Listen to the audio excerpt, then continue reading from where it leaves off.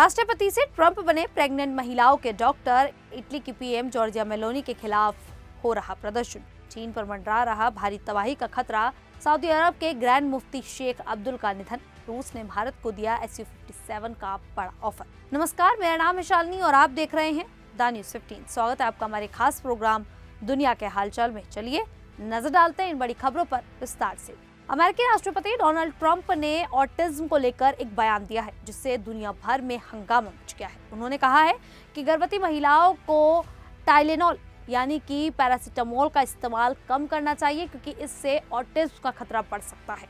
Trump ने दावा किया कि US food and drug administration जल्द ही डॉक्टरों को गर्भावस्था में टाइलेनॉल की सिफारिश समिति करने का नोटिस भेजेगा। इसे सिर्फ जरूरी स्थिति जिसे बुखार में ही देना चाहिए। ये बयान स्वास्थ्य सचिव रॉबर्ट F कैनेडी जूनियर की महीनों की जांच के बाद आया है। हालांकि कई वैज्ञानिकों ने इस दावे का विरोध किया और अपनी स्टडीज से इसका खंडन किया। टाइलेनॉल निर्माता कैनव्यू ने कहा कि यह गर्भवती महिलाओं के लिए सबसे सुरक्षित दर्द निवारक है। इसके बिना महिलाओं को खतरनाक विकल्प चुनने पड़ सकते हैं। ऑटिज्म एक न्यूरो डेवलपमेंटल स्थिति है, जिसमें व्यक्ति की सोच, बोलने और व्यवहार करने की शैली अलग होती है। इसके लक्षण 2-3 साल की उम्र में दिख सकते हैं, जैसे बोलने में दिक्कत, आंख न मिलाना, बार बार एक ही काम करना या रोशनी, आवाज के प्रति संवेदनशीलता। हर बच्चे में लक्षण अलग हो सकते हैं। कुछ बच्चों को किसी खास चीज में गहरी रुचि होती है। ट्रंप का ये बयान विवादास्पद है और वैज्ञानिक इस पर और शोध की मांग कर रहे हैं। तो वहीं फ्रांस ने मंगलवार को फिलिस्तीन को स्वतंत्र देश के रूप में मान्यता दी। राष्ट्रपति इमैनुअल मैक्रों ने संयुक्त राष्ट्र की मध्य पूर्व शांति प्रक्रिया की बैठक में ये ऐलान किया। पिछले 36 घंटे में ब्रिटेन, कनाडा, ऑस्ट्रेलिया और पुर्तगाल भी फिलिस्तीन को देश मान चुके हैं, लेकिन इजराइल, अमेरिका और इटली ने ऐसा नहीं किया। इस कारण इटली में प्रधानमंत्री जॉर्जिया मेलोनी के खिलाफ हिंसक प्रदर्शन शुरू हो गए। इटली के मिलान शहर में सैकड़ों प्रदर्शनकारी गाजा के समर्थन में युद्ध विराम की मांग लेकर सेंट्रल रेलवे स्टेशन में घुस गए। काले कपड़े पहने इन प्रदर्शनकारियों ने लाठियां, स्मोक बम, बोतलें और पत्थरों से पुलिस पर हमला किया। उन्होंने स्टेशन और सरकारी इमारतों में तोड़फोड़ और आगजनी की। नतीजतन इटली में ट्रेन रोकी गई और पोर्ट बंद कर दिए गए। रोम और मिलान में 10 प्रदर्शनकारियों को हिरासत में लिया गया, जबकि 60 से ज्यादा पुलिस वाले घायल हुए। नेपल्स शहर में प्रदर्शनकारियों ने सड़कें और रेलवे स्टेशन जाम कर दिए। पुलिस ने वाटर कैनन का इस्तेमाल किया।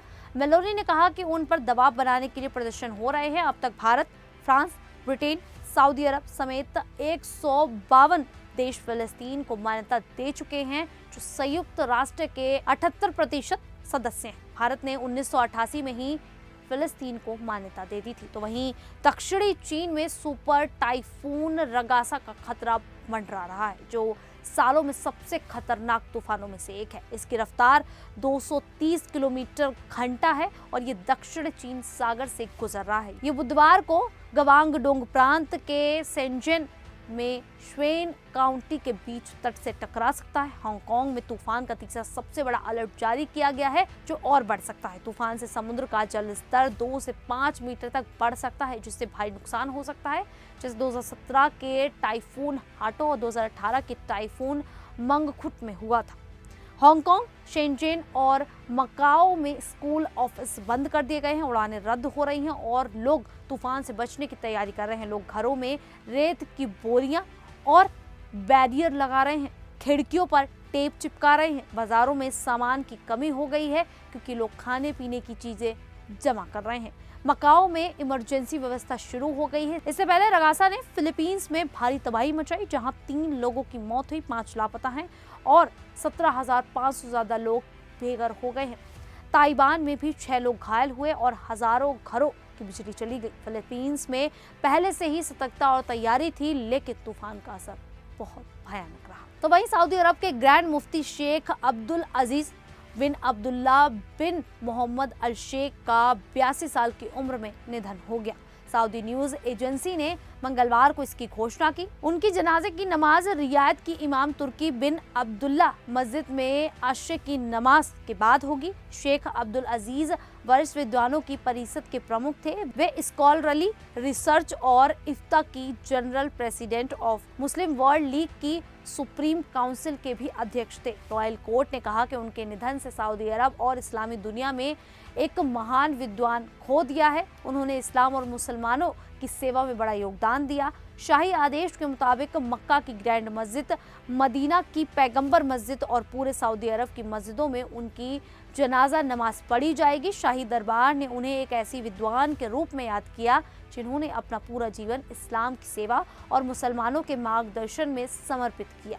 शेख अब्दुल अजीज 1999 से ग्रैंड मुफ्ती थे, जब उन्होंने ग्रैंड मुफ्ती अब्दुल अजीज बिन बाज के निधन के बाद ये जिम्मेदारी संभाली थी। किंग सलमान और क्राउन प्रिंस मोहम्मद बिन सलमान ने उनके परिवार, सऊदी जनता और इस्लामी जगत के प्रति संवेदना जताई है। उनके योगदान को हमेशा याद रखा जाएगा। तो ये भारत और रूस की दोस्ती लगातार मजबूत हो रही है। रूस ने भारत की वायुसेना को और ताकतवर बनाने के लिए Su-57 स्टील्थ फाइटर जेट देने और भारत में इसका उत्पादन करने का प्रस्ताव दिया है। रूसी अधिकारी दिमित्री सुगाएव ने कहा कि भारत पहले से S-400 डिफेंस सिस्टम इस्तेमाल कर रहा है और अब इस सहयोग को और बढ़ाया जा सकता है। S-400 ने हाल ही में ऑपरेशन सिंदूर में अहम भूमिका निभाई थी। Su-57 रूस का 5वीं पीढ़ी का अत्याधुनिक फाइटर जेट है जिसे सुखोई कंपनी ने बनाया है। ये अमेरिका के F-22 और F-35 जेट्स को टक्कर देता है। इसकी पहली उड़ान 2010 में हुई थी। ये हवा में युद्ध, जमीन पर हमला और इलेक्ट्रॉनिक युद्ध में सक्षम है। इसका डिजाइन ऐसा है कि यह रडार पर आसानी से नहीं दिखता। खास पेंट और सामग्री से इसे दुश्मन के रडार से बचाया जाता है। ये सुपरसोनिक गति से उड़ सकता है और लंबी दूरी तय कर सकता है। इसके रडार और सेंसर कई दुश्मन विमानों को एक साथ ट्रैक कर सकते हैं। ये हवा में तेजी से दिशा बदलने में भी माहिर है। S-57 की रफ्तार 2600 किलोमीटर घंटा है और यह 3500 किलोमीटर तक उड़ सकता है। इसमें AI और ड्रोन कंट्रोल जैसी नई तकनीकें भी हैं। अगर भारत इसे अपनाता है तो वायुसेना की ताकत बहुत बढ़ जाएगी। यह रूस का प्रस्ताव भारत की रक्षा को और मजबूत करेगा। खैर, इस पूरी जानकारी को लेकर आप लोगों की क्या राय है, आप हमें कमेंट करके जरूर बताइएगा। अभी के लिए इतना ही, फिर हाजिर होंगे ऐसी ही देश और दुनिया से जुड़ी बड़ी खबरों के साथ। तब तक के लिए देखते रहिए द न्यूज़ 15।